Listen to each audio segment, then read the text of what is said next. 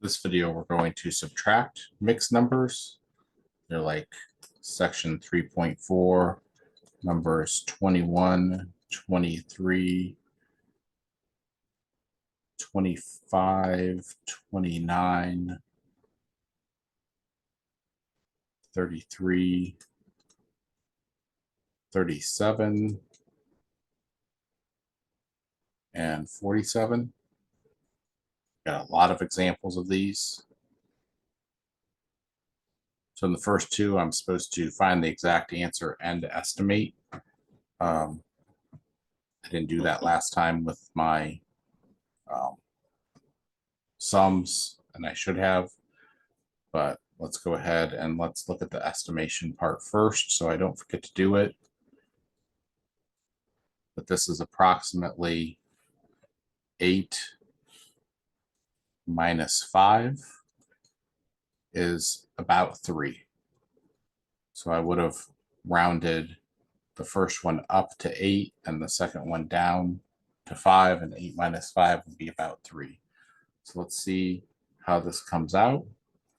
5 6 minus 1 6 is 4 6. 7 minus 5 is 2.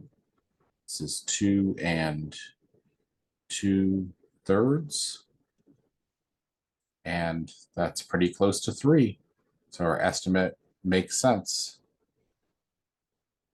Second problem here is 13 and 13/14 minus 7 and 1/7 is about 14 minus 7, which is about 7. We're going to multiply here by 2/2 to make this 13 and 13/14 minus 7 and 2/14 is 13 minus 2 is 11/14. 13 minus 7 is 6. 6 and 11/14 is pretty close to 7. So that was a good estimate as well.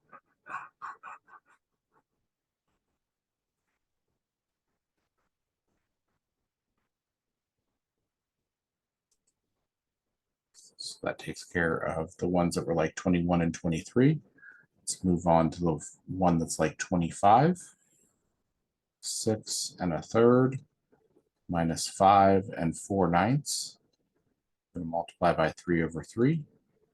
That's going to become 6 3/9 minus 5 4/9. But wait, I can't subtract 4 from 3, so I need to borrow 1 in the form of 9/9. So that's going to become 5 12/9 minus 5 4/9, and that's 8/9. And that's our final answer.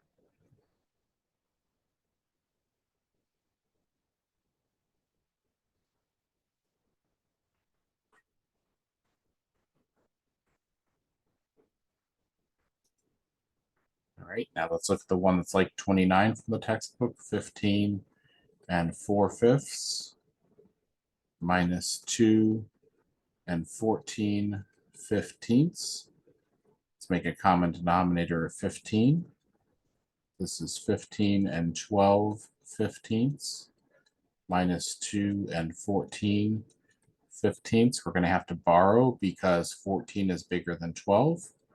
So we're going to borrow 15/15 and get 14 27/15 minus 2 14/15 is 12 13/15.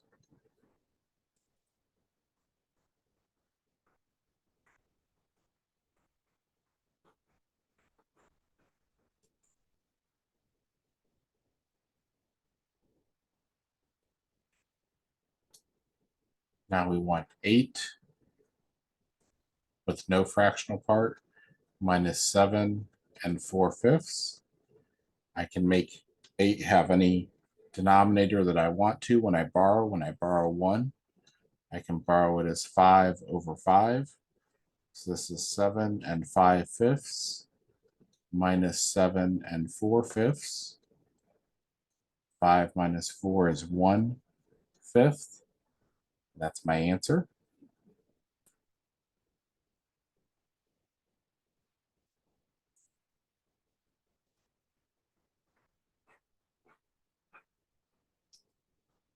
Now I'm going to have 8 with no fractional part, minus 2 1/6.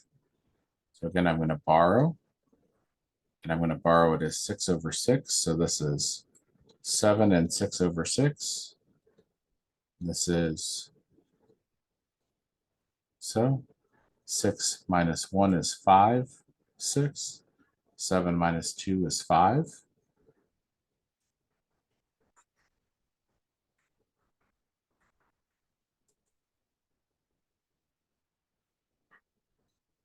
We have one more problem here that is written horizontally this time. 51 1/20 minus 39 13/30. So we're probably going to want to stack this vertically like we did the other ones. Just makes it easier with mixed numbers to do that. I'm going to multiply here by 3/3. And here by 2/2 gives us a denominator of 60 that's common. So that's going to be 51 3/60. This is going to be negative. It's going to be minus 39 26/60. 26 is definitely bigger than 3. So we're going to borrow 1. We're going to have to add 60/60 to that.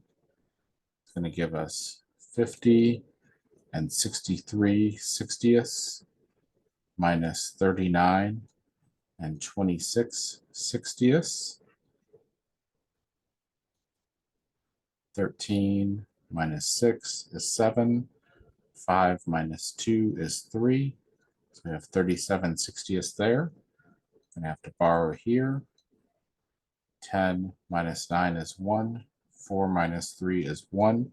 We end up with an answer of 11 37/60. All right.